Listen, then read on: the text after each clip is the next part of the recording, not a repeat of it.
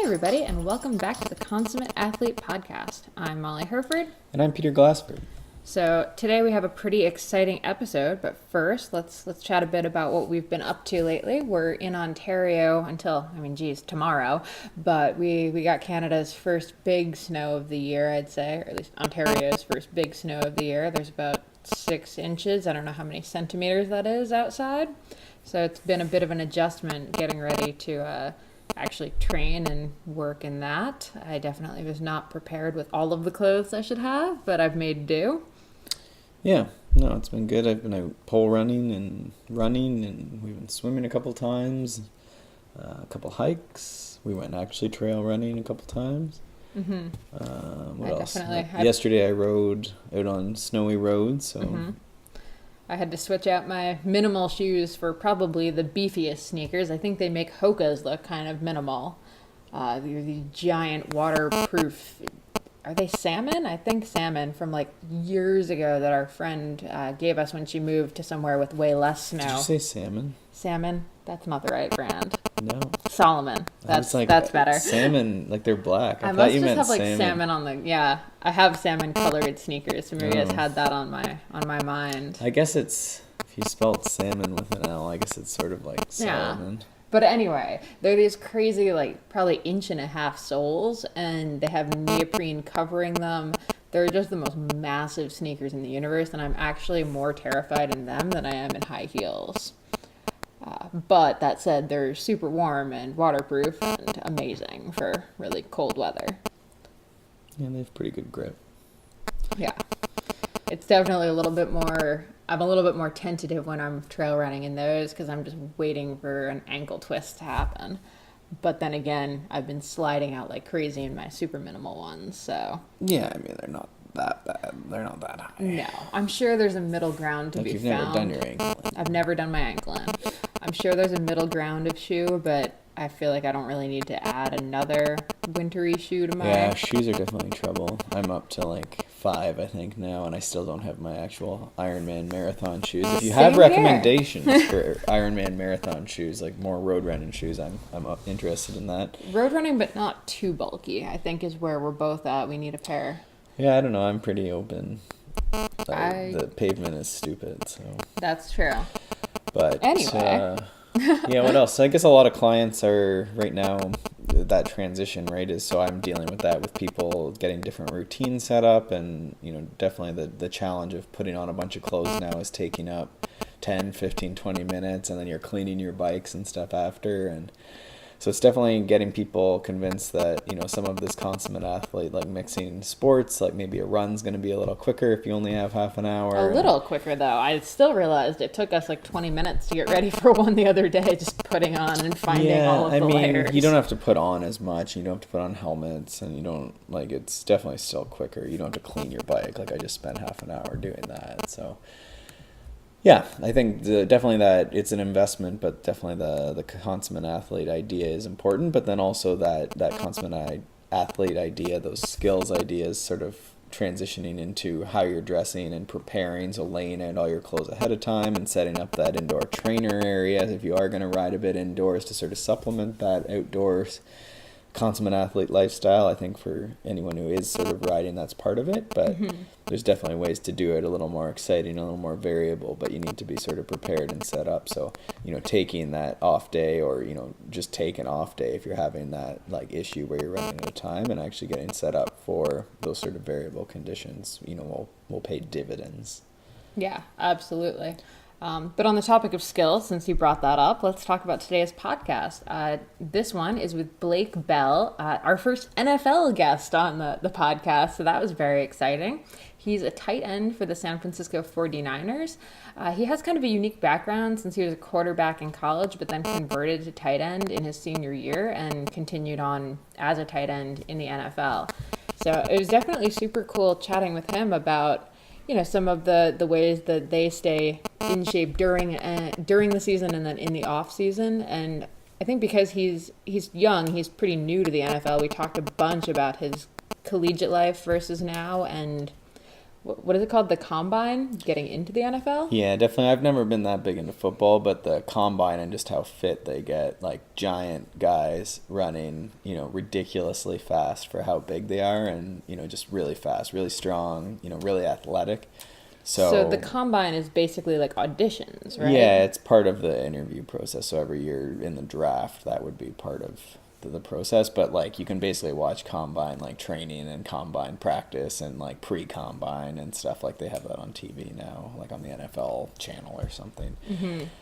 So it's a pretty cool thing to watch if you're at all into athletic training and strength training or just again athletics generally, because there's a fair bit of action even when they televise it, because they sort of just go between the different stations. There's like the dash, so there's short distance run, and there's I believe some sort of strength training and then some jumping sort of agility stuff. So it's pretty cool. And so yeah, that definitely like determines if you have a good combine time, then that determines whether you get drafted or how much money you make, I guess, ultimately, at least initially. Yeah, and I think what both of us kept talking about for days after the episode, after we did the call, was this whole idea that in the NASCAR episode we did with Eric Jones, and in this one, we're talking to guys that are at the top level of their sport, and they are still practicing the basics.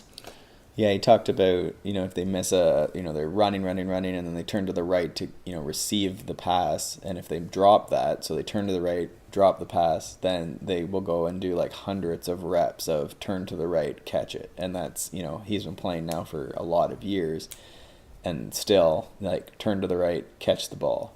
Like it's, pretty basic stuff. So I think the afternoon right after this, it was actually a recovery day, but I went out and there's a sand sort of pit in the park nearby, and I practiced like 100 left hand, like sort of rutted out left hand corners on the bike, just 100 reps. Makes sense. Everybody has the side that they're not as good on, right? Yeah, and I've never been great in like sand and snow and stuff. And like yesterday, I actually nailed a couple, like going through subdivision paths that were really deep, and like really nailed them like way better. And like I think a lot of it came down to I was just grabbing the brakes at an odd time rather than just letting the bike sort of ride the rut. And yeah, so I mean, it's amazing what, even 100 reps, like, and 100 reps sounds like a lot, but I mean, when you're just doing circles around a park, it's probably a 20-minute ordeal. Yeah. Absolutely. So yeah, I think our only thing is, for those of you who might not be super interested in football at the outset, just, definitely give this episode a chance, because we don't really talk a ton about it's a game of football. It's a lot more about training and skills and prep. Yeah. And you might learn how to throw we learn a bit football. about like the tight end, like, because it's a pretty interesting position. But the other thing we talk about is the fact that he had to make a decision not to quit football, because basically he was a quarterback and then lost his job essentially, and so he could have just quit football, but he decided to transition to this other position, which doesn't sound like a big deal, but like it is. It's like going from road to cross, right? Yeah, it would be something like that. Like, there's no jobs, you're not great at something, and then moving over to something that maybe you're better at, and there is another, so to speak, a job or an enjoyment even, right? Like not all of us are in the professional domain where it's actually a job, but mixing it up again, I think it sort of relates to that, but I think it also relates to like retirement and keeping things fresh and just being, I think, mentally tough ultimately. But yeah, I think a lot of good stuff in this podcast. Absolutely. All right, enjoy the chat with Blake. Welcome back to the Consummate Athlete Podcast. We're very lucky today to have Blake Bell, who is an NFL player for the San Francisco 49ers. So he's up in San Francisco, really great team up there. He's at the practice facility today, which is close to San Jose. So he's going to tell us all about the training, the path to the NFL. He's going to tell us about his unique switch from quarterback to tight end. And yeah, he's going to maybe even give us some tips on how we can throw and catch footballs a little better too. So Blake, thank you for coming and having a chat with us today. Hey, no problem.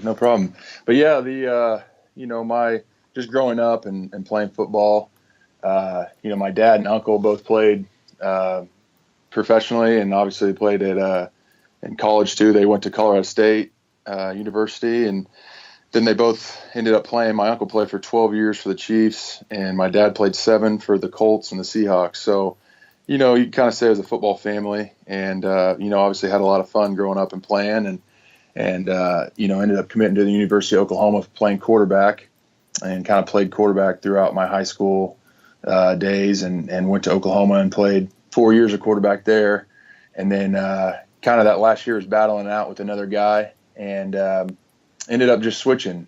We played in the Sugar Bowl against Alabama, and he played and started and had a great game. So I ended up kind of making the switch to tight end, and I think it was the best decision I could ever made. I think that's the position that I was meant to play, and then now I'm here in the NFL playing tight end, and it's definitely been a journey. Wow. That's awesome. So for the people who are listening to this that aren't maybe super familiar with football, could you explain what the difference between the two is? Yeah, quarterback is definitely, I think it's one of the hardest positions in sports, just because, you have to know everyone's position. You have to know where you're going with the football. You have to be able to read the defense, see who's blitzing. You have to be able to see everything on the field. So, just through all the film study over the years, even going to Oklahoma, my quarterback's coach, he was very detailed on watching film and seeing different things. You got to be able to see, like I said, the guys coming off the edge and knowing where to go with the football and stuff like that. So, quarterback's definitely a lot more mental, I think, than tight end. And obviously switching to tight end, you get more of the physical part. So obviously getting down and blocking, big defensive ends and linebackers and things of that nature. So, it definitely helped me playing quarterback, though, just because, tight end now I can see everything. You're able to see the defense and kind of be able to sit in the zones, maybe if it's man or zone. And obviously I worked, and I'm still working to this day on technique, blocking and stuff like that. And I mean, tight end's a pretty versatile position, right? Because you can catch the ball, but then also you're responsible for blocking as well. And depending on the team's strategy, I believe, that can be more or less of either of those things. Is that true?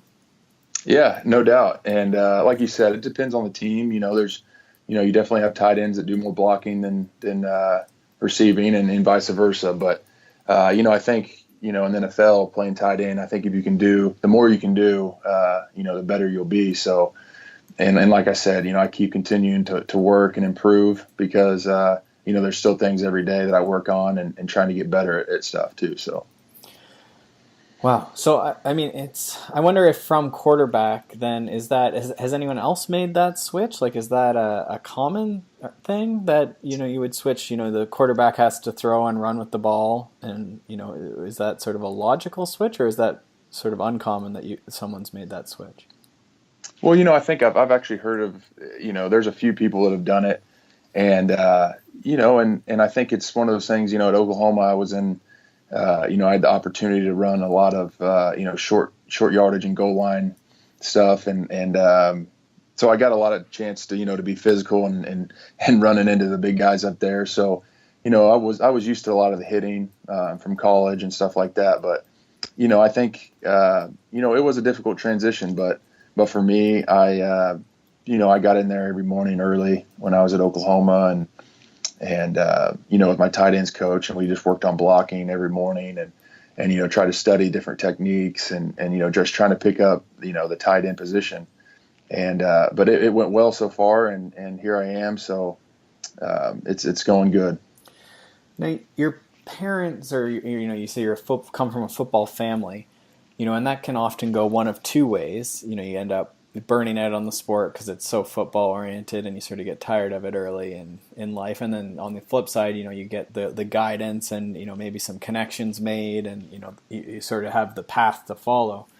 Was there anything that you think back where, that family, sort of helped you and sort of kept you on a path, that maybe other people might have not been able to, like anything that really was helpful having that football family?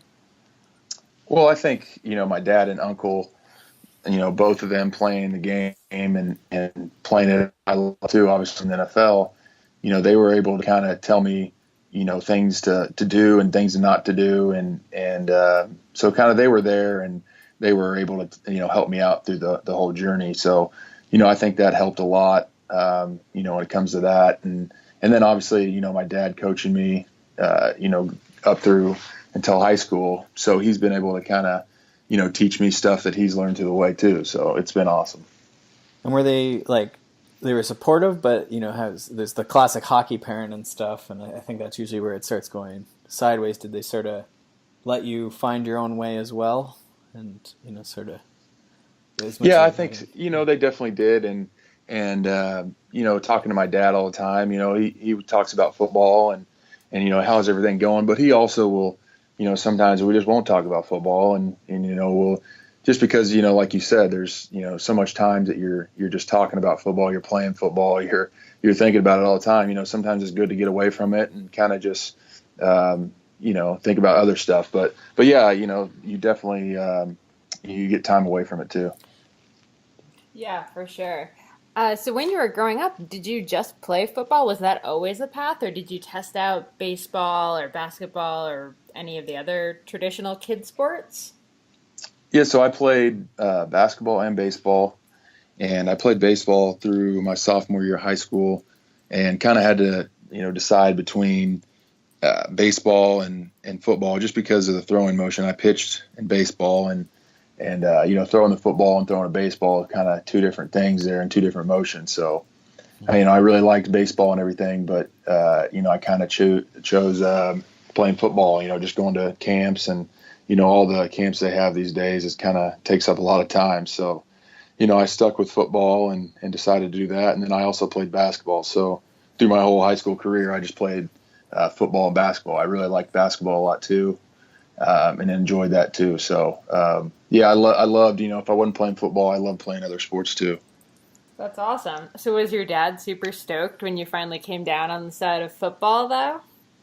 They were, my parents were very open, to kind of whatever I wanted to play. It was, my dad always told me too, as much as he liked football, if I was playing baseball, he loved the baseball, and that was his favorite sport at the time. And then, when I was playing basketball, he loved the basketball. So he kind of just loved the competitive nature that I had, and just going out there, and he had fun with it too. And my mom, just being able to travel around and go to different basketball tournaments or baseball tournaments or or whatever it was. I think they enjoyed it as well.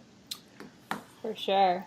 So I don't want to go too long on the history. I want to get into some training stuff too. But the other thing I feel like from that story, from your coming up through the ranks, I guess, when you made that decision to switch positions, like was that sad in any way? Like, did you hesitate with that, or were you pretty open? Because I feel like a lot of people, like, that's when football's over. That's when whatever sport, collegiate sport's over, he didn't make the team type thing. Like, that seems like a different response than a lot of people would have. Right, and it was completely my decision. People ask me that all the time. Hey, this coach, they wanted you to switch. How'd you like that? And I always, make sure I tell them that, it was completely my decision. And there was, I was obviously thinking about transferring, and with the rules these days in the NCAA, if you graduate, you can transfer to kind of another school too. So. I obviously was thinking about that and doing that deal, but when it came down to it, I really loved the University of Oklahoma and was happy with where I was at, and I wanted to finish my career there. So I just thought, my dad played tight end as well, so I played a year receiver in high school. We had two senior quarterbacks, so yeah, I had I kind of thought about it, and I tell people I kind of had dreams about it too, playing tight end, which is crazy. So. I just, when I switched, I made that decision. Hey, I was going full throttle and complete switch to tight end. Mm-hmm. Yeah, I feel like a lot of people would have thrown the towel in and just focused on studying or something. No doubt. But. Actually, I was going to ask a question about studying, because when I went to Rutgers, I tutored a bunch of guys on the football team.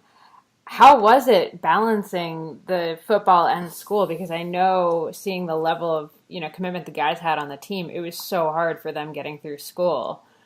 So yeah, how did you balance training and studying?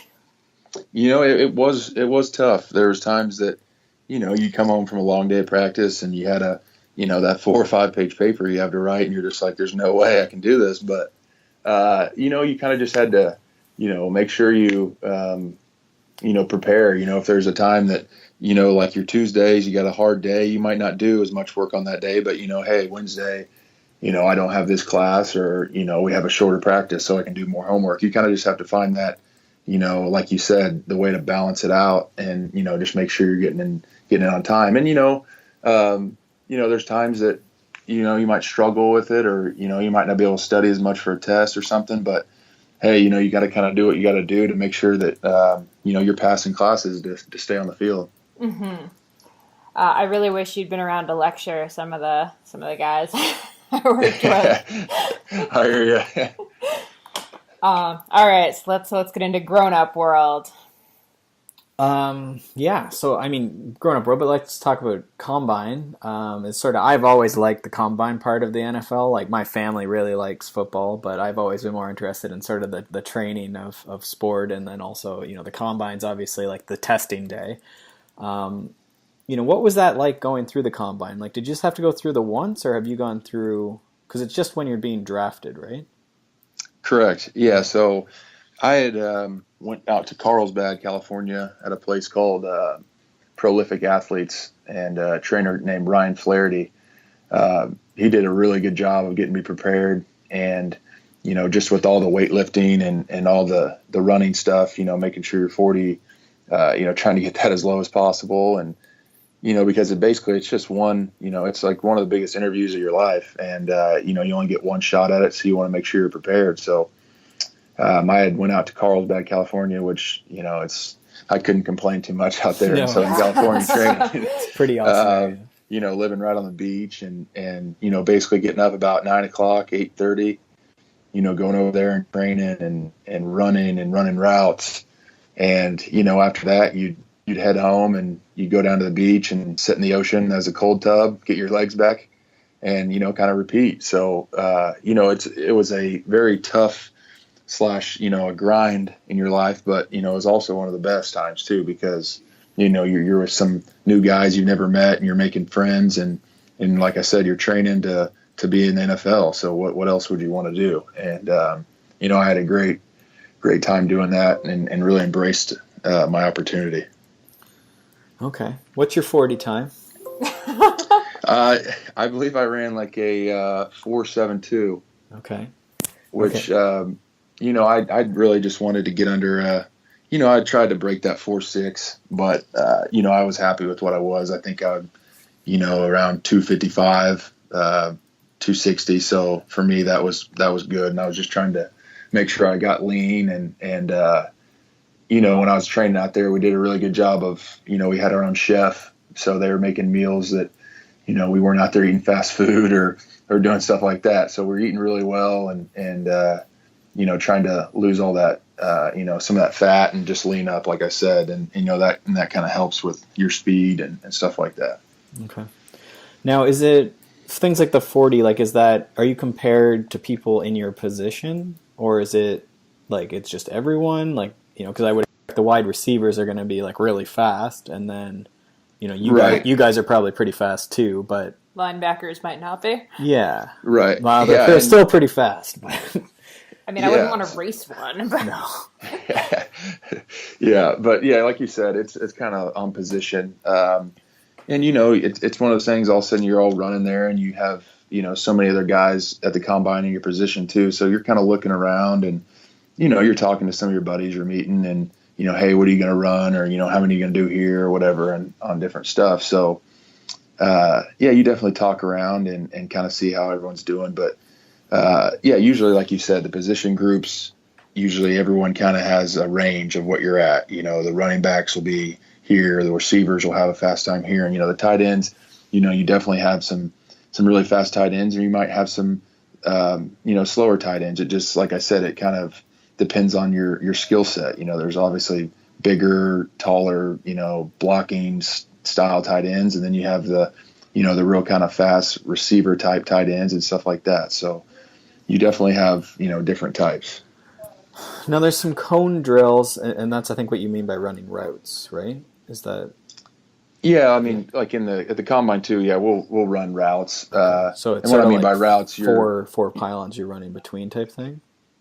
Yeah, like the drills you're talking about, I think, are the cone drills, and that's just, they have those cone drills just to kind of see, your lateral movement and kind of how you can, stop and start and how quick you can do that stuff. So, they have those to kind of see that. And then the routes wise, you'll just, they'll have people out there giving you different routes. It might be a tight end coach for, whoever it is, a team. And he's just kind of going to take you through a workout. He's going to kind of teach you through it and walk you through it and say, hey, we're going to run a corner route here, which is basically 10 yards. And you're going to take a high angle, as into the corner. So, or you run flat routes, stick routes, different routes. And they just kind of want to see you run and how you move. So, Okay. Now, moving into more of the present, when you're in the off season, are you still doing, a lot of that similar training you did for the combine? Things like your sprinting and the routes and cone drills and, agility, strength training, that sort of stuff. Like, is it similar right now? And what does that week look like for the off season? Yeah, it is. But, on the off season, it's, right when you're done, it depends on the guy, but, usually take probably a couple weeks off, just trying to get your body back from the season. And, you might have some, problems or something, whatever you had. So you're trying to kind of, get your body back, like I said. And then, as, 2, 3, 4 weeks go on, that's when you really start getting in and training again. Yeah. So there's kind of, you might take a little time off and, take a vacation or something, get away from it. But, when you get back, it's, you get up and, I try to sleep in a little bit in the off season to kind of get, get some sleep back from getting up early all during the season. But, I'll get up and work out and go get a nice run in and run routes. But the nice thing is, you can get up early and kind of knock it out. So you have the rest of your day to, kind of relax and be with family and friends. Right. All right. And then how soon close to the season would you start? Like, in the off season when we're not playing in season games, when are you starting back, like with strength training and that sort of stuff, like more of a, structured sort of routine to start, building back muscle and, getting stronger, that sort of stuff? You said during the season? Sorry, just like in the approach to the season, like when would you start preparing specifically for the season with strength training? Honestly, it probably is like, a month or two and before. And, like I said, it's, you can kind of gradually, you're not going to just, jump in and just start running full speed. You gradually build up to the season. So, whatever that is, hey, one day I'm going to go out there and run, 10 hundreds. And then the next day, the 2 days later, a 15 and then keep moving it up. So you gradually towards the season, you keep, you keep preparing like you're trying to get into season shape. So, but as those weeks get closer, the 3, 4, 5, 6 weeks, before you're going there, you're absolutely ramping up towards then. And the strength training would be similar. You just sort of ease into it, start with some adaptation type higher rep stuff, and then gradually build in towards, getting strong and lower reps. Yeah, exactly. So, I would usually have, strength or conditioning coach out here would send you a program and that's what they're great at. So technically I'm just looking at a sheet and basically I just have to do what they say to do. And that's why they're so good at it. Hey, 1 week it's, 3 sets of 10 and this, high reps, like you said, and trying to get you strong and build that muscle. And then, maybe 1 week you're kind of scaled back and you're only, doing a couple reps here or there. So they do a great job or, whoever, there's guys that go different places and train. So, a lot of different people do different things, but. Right. And are you guys, pretty quote unquote basic, but, you're doing your squats, your deadlifts, obviously lots of pushing for you guys. Is that, pretty standard, like bench press, that type of stuff? Or is there, more of these, newer Specific stuff? I don't know, like lunging and that sort of stuff. Or is it pretty big, like standard lifts? Yeah, you have your normal lifts, like you said. You got the squats and benches and power cleans and all that you do for sure. And then, like I said, it's just week by week. You might have different things you're doing. The different auxiliary lifts. Different lifts that are working different parts of your body and position wise. You might if you're an O lineman tight end, you might be doing stuff that kind of looks like maybe blocking, they'll help you with blocking or, getting your legs right and more strong and stuff like that. So yeah, there's lots of different things you can do. Sure. And then what about, football's as you sort of alluded to, half the battle is making it through the season without getting like a really big injury. So in this, again, this approach to the season, are you doing anything as far as mobility, or like do you guys do yoga, or like what do you do as far as trying to down regulate and sort of recover the body? Yes, yeah, you can definitely, like I said, cold tubs and hot tubs, just getting your body back that way. And then, a lot of stretching, like you said too, there's a lot of people that do Pilates and yoga and making sure you're staying stretched and stuff like that. So, anytime you can keep moving and, you start sitting around and not moving a lot, that's when your body starts getting stiff, and then that's when injuries happen. You can go out there and try to run, and you maybe pull a little something, and that's what kind of sets you back. So, yeah, you usually try to, stay on top of that stuff.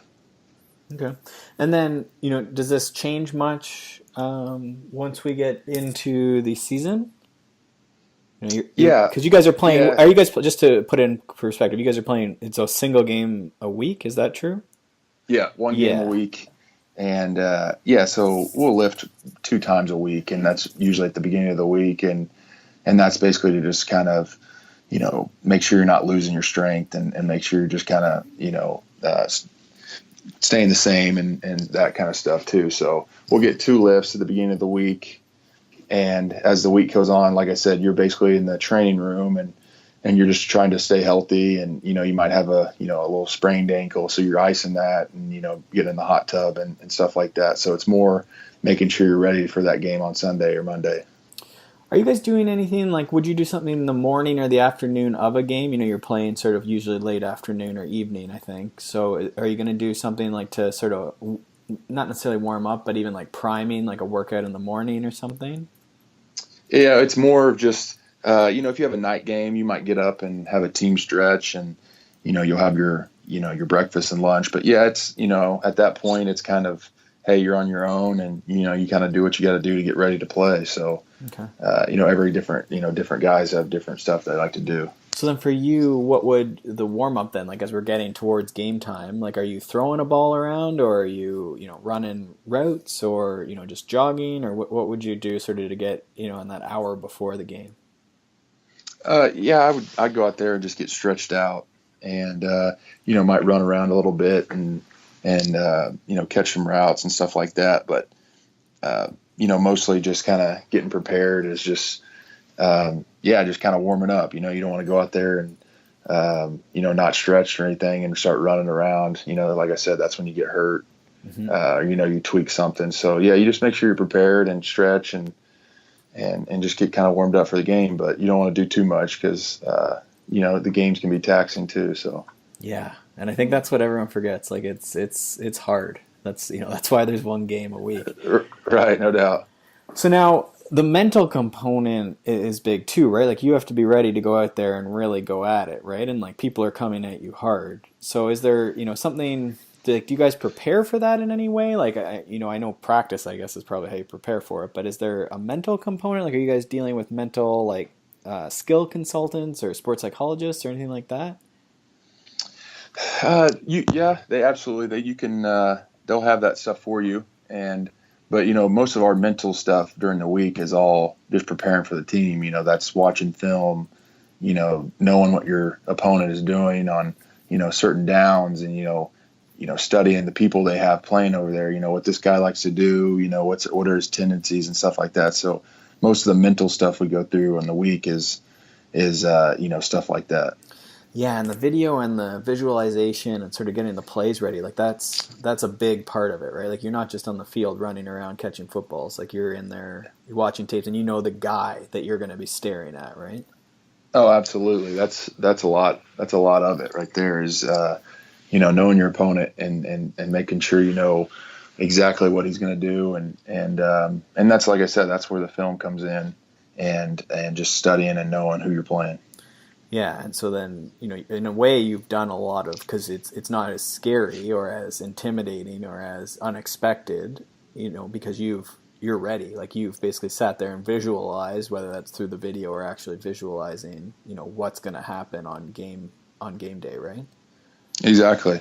You're watching film and you see a guy, hey, if it's, this route or if it's this run, he's going to put two hands down, he's going to shoot the C gap, or, he's going to drop out if they're, bringing this blitz. There's just a lot of things that you can read, playing. And then all of a sudden when you're out there and you see that look, you're like, hey, it's in the back of your mind. Hey, this guy might do this or he might do that. So, like you said, definitely knowing your opponent is, a big factor. Does it weird you out that there are a bunch of other teams that are watching you on video and getting to know you as well every week?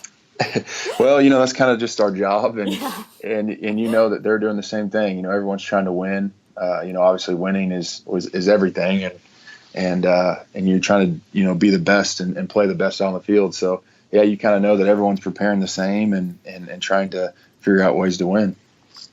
Mm-hmm. Yeah, and the video in NFL is amazing. I don't know how NFL does it, but it is the best video of any sport. I don't know if you have any thoughts on that, but like how they have cameras somehow seem to be like in the huddle, like hanging from the roof and all sorts of stuff. Like it is crazy. Like, do they actually go on the field, or is that like drones, or what are they doing?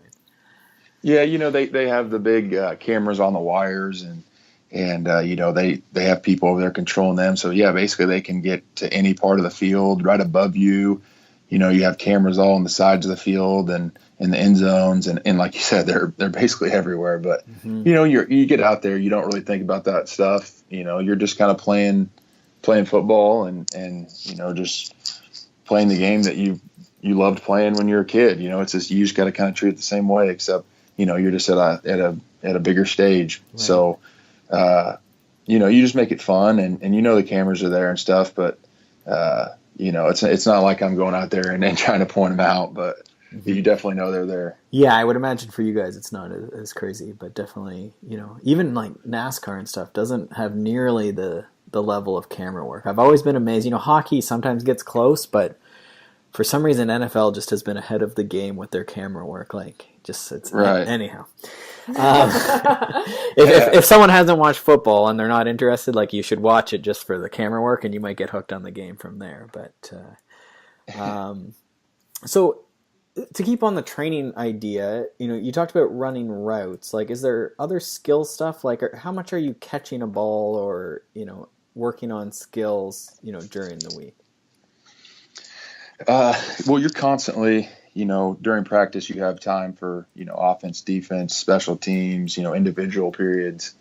So individual periods, you're definitely, you're catching, 100 balls and, whether you're working on, sticking, at the top of your route, whether you're working, different route concepts. But then there's times you also just working on different catches, hey, catch 10 balls to the right, 10 balls to the front, 10 balls to the left, maybe lower, down like by your knees, or maybe way up like it's a high ball. So yeah, you can work on different stuff on catching like that. And they even have jugs machines out there that kind of shoot the ball at you. So after practice we'll go get on the jug machine, and you can catch, let's say you dropped a pass one day that you kind of turned to your right and it's kind of seemed weird. So after practice you can go over there and kind of simulate, hey, this is where I dropped that ball, so I'm going to turn to the right and catch 50 balls just like that. And that's what makes it kind of nice. You can kind of work on, stuff like that, if you drop a ball or something. Right. But it's the basics, right? Like, it's, at the highest level, you've caught a million balls in your life, but, you go out there not every day, but like a bunch of days through the week, and you're just catching balls. Absolutely. Yeah. It's, I don't know how many times there is, you might be at practice and, you're running a simple route and you're open and he threw it right to you and you drop it and you watch film and you can see your eyes just, you didn't look it all the way in. And that, that's something they tell you, when you're in, whenever you started playing in high school, even 7th, 8th grade, I can picture it right now, the coach saying, hey, look the ball in, make sure you catch it before you run. It happens still to this day. You have to, make sure you catch it and then run. You just can see different stuff like that. So it is crazy, all the stuff that you hear still today that, you might have heard a long time ago. It's so funny because every like professional athlete we talk to says almost the exact same thing. They practice the basics, and it's usually the amateurs that hate the idea of going back to the basics and practicing it over and over again. They're the ones that want to do the crazy things and keep progressing like that. Right. Yeah, no doubt. Like, you got to make sure, I've always thought that's the biggest thing, the little minor details, the little things is what, adds up to be the big things. It's every day, just working on those little things. Hey, my footwork on this play, make sure, hey, I got to get this here, that there, just all the different details like that. I think that's what makes a big difference. Yeah, and I think like the important point is, your game, and I think even if we had probably included scrimmage time, would be, such a minuscule amount of the amount of training, like the amount of football time you spend in a year, like your scrimmage and game time would be like minuscule, right? As in, say that again. Like, so if you're just regular so, scrimmage, like if we took all your training hours, your looking at film hours, your catching football hours, and then your game hours and your scrimmage hours, like the game and scrimmage hours, like your game time is a very small amount of your actual football time.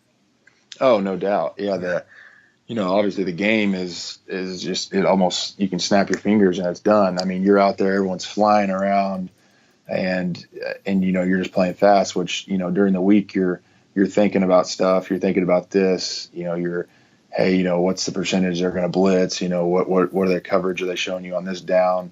But when you get in the game, you can't think about you can't think about that stuff. You have to just know it. You prepared during the week, you're ready, the hay's in the barn, and you just got to go play. You can't think about it, and you just got to just have fun with it and run around full speed.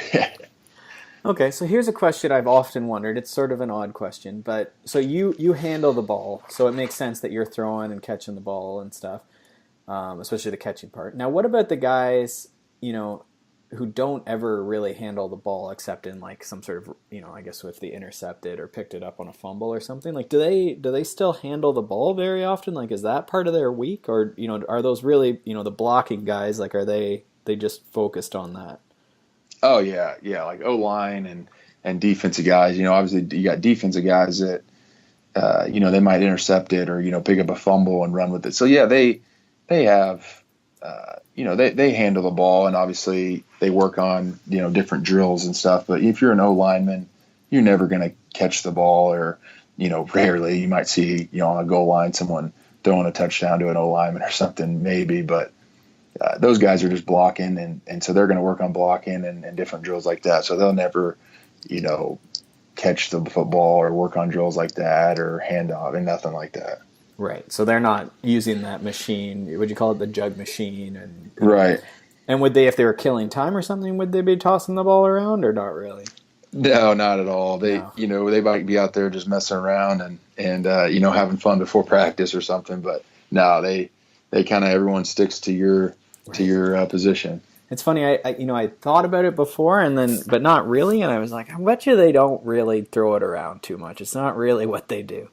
We're not paid to throw the ball around. I'm glad I got the chance to ask that.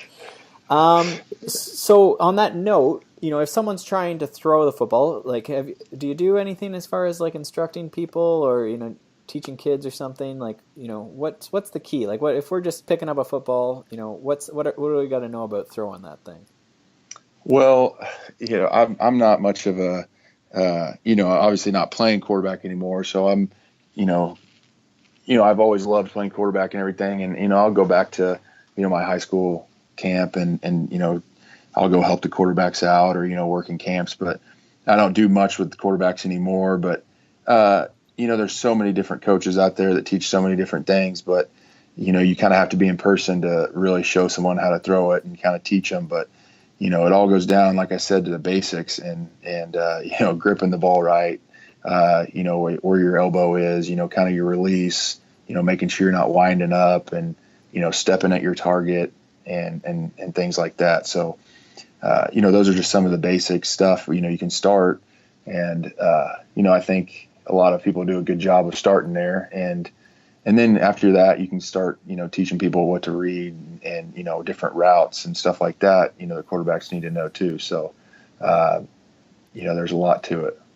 So as far as on a very basic level, the gripping of the ball, the football's going to have some threads on it. Then you're going to put your fingers. Basically, you're going to grab those threads with your fingers, right? And then your thumb will wrap around the rest. Of the ball. Right, exactly. Like you say, it's sort of hard. We'll put a picture in the show notes, but I understand it's not as easy as just showing us how you throw the football. But I thought it'd be interesting just seeing, sort of your basic thing. And I think you're stepping towards the target makes sense. A lot of people miss that when they throw baseballs and stuff. Right. So And and there's just a lot of little things, and like I said, there's so many different quarterback coaches out there and quarterbacks that do different stuff. So, everyone's got their different techniques and ways they can throw it. So what's crazy is you guys could probably interview another quarterback or quarterback coach, and he might have a little different tweak, and hey, I do this, and you're like, oh, well, I heard you do this. Well, I went to so many quarterback camps growing up that everyone has something different, and it's almost you have to find what works for you, and you have to find the right technique and the right people, and that's kind of how you go, and you just start up, and when you start learning, you just you take in as much information, and the more you know, and the more you can learn. Right. Yeah, certainly there's that, and it's tough with the cues, like you say. Someone could take, you said, whatever, grip or step towards or something, and that works for most people, but there's a case maybe where it doesn't or something, right? So every cue you could find an exception probably, or a different way to say it, or someone does something weird because of the cue. With that said, I am going to ask you you still there? Yep. Yeah. Yep. Okay. Sorry, I thought we lost you. For catching the ball. Yeah. All right. Yeah. No, you're good.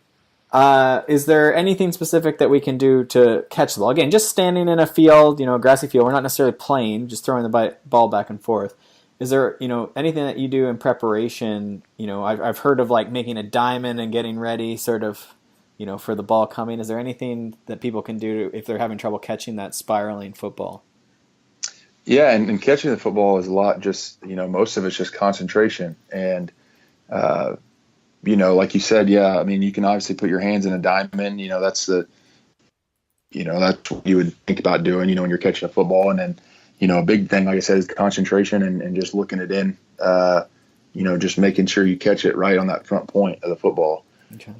That's what you want to be looking at, that front point, and look it all the way in. And like I was telling you guys earlier, there's multiple times where guys, you take your eye off it, and that's when you drop the ball. So, catching the football is a lot to do with, concentration and just focusing, all the way into the catch. So, yeah. So eye on the ball, which is, where we often say in cycling, but a lot of sports are like, look where you want to go. And, eye on the ball is absolutely very simple, but very hard when you have 5 guys trying to tackle you and drive you into the ground. Right. I imagine. No doubt. So now what do you do? You talked about your off season a little bit. I just want to go back to that a second. Like, do you do any cycling, or, I think you mentioned a fair bit of running. Do you do anything? Like, what do you do? Have you done any adventures? Some guys will go and do some big, like, bike race or running race, run a marathon or something. What do you do? I do a little bit of everything. I kind of, I'm more of just doing position specific stuff. So, as a tight end, I'm running a lot of routes, and you got to be in shape, sprints. So like I do a lot of sprint work, and I'll run, I'll go run a couple miles just to make sure I'm, keeping my cardio up. I've done cycling classes just to, really give your legs a good workout. I mean, I died a couple times almost, I thought, when I was doing the cycling classes, because I was like, what is this? They're telling you to stand up and ride the bike. I'm like, come on, man. I'm like 260 pounds. Yeah, you're brutal. And then they tell you to grab these 5-pound weights. I'm like, oh, this will be easy. And then, wow, you went to a good one. Yeah, I'm like, no. I'm like, that was hurting. I would imagine the steady stuff would be tough, since so much of your stuff is pretty interspersed. Like, you guys are working really hard, but it's usually, sprint for, 40 or whatever, and then you maybe walk back or something like that, right? So is it tough when you have to go and do like a couple mile run or something like that, spin class, where they don't give you a break? Yeah, it is. But, that's what I kind of like too, doing different stuff like that, where it's really making you work, and you're kind of working parts of your body that you never thought you would work. I did that cycling class, or, doing different, sprints and position work. And all of a sudden you wake up the next morning and you're like, wow, like I didn't even think I could be sore there, and all the different parts on your legs and stuff. So, it's definitely good for you, and it's good work. Yeah, it's sort of a mental break but also a bit of a mental challenge, right? Like it's not football, so it's a break, but it's also a bit of a mental challenge because you're like, "Ooh, this is an hour class." Like, "Ooh." Exactly. Awesome. Hey, well, I'm sorry, I got a meeting here in a bit, so I don't know if you guys want. I can always finish this Oh, no some other time. stress. You have a No couple stress. couple more. I think we're pretty much done. I think we're getting pretty close here. Yeah, for sure. Do you have like 2 minutes, or are you like running out Uh, the door? yeah, I got like another minute or so. I gotta just because I got to shower and get to meetings. But yeah, you guys are good. Yeah, no stress, no stress. I think our last question was just: is there a book or movie or something that you really found good for football that you can recommend to people? I always really liked Remember the Titans, and that was just a classic that I think is goes down as one of the best football movies, just because it's the typical you got the high school and you got the team with their different races, and then by the end of the movie everyone's coming together, and I just always thought that was really cool. How you saw the team come together, and you had guys getting hurt and different guys stepping in and playing, and just overall I just thought it was a great movie, and I think if you ask a lot of football guys, they would say Remember the Titans is definitely a classic. Awesome. Well, it's good to get that endorsement then too, because sometimes those movies are pretty fake, right? So it's Right, good to know yeah. that it's real Yeah. from someone who knows. All right, we should Awesome. let you Yes, go. thank you so much for your time, Blake. We'll put all your info for Twitter and stuff in the show notes, and yeah, go to practice, cool. and we'll look for you on the TV soon. Hey, sounds good. It was nice talking to you guys. Thank too. you, sir. Bye-bye. Bye. Absolutely. Bye.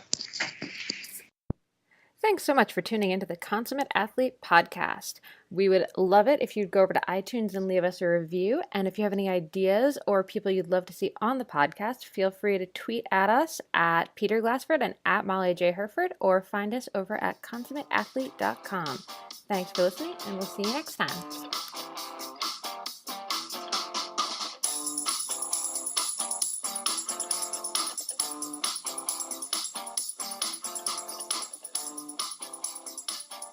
Just a reminder to head over to healthiq.com/consummateathlete to get your life insurance quote and find out how active people can get a good rate on their life insurance.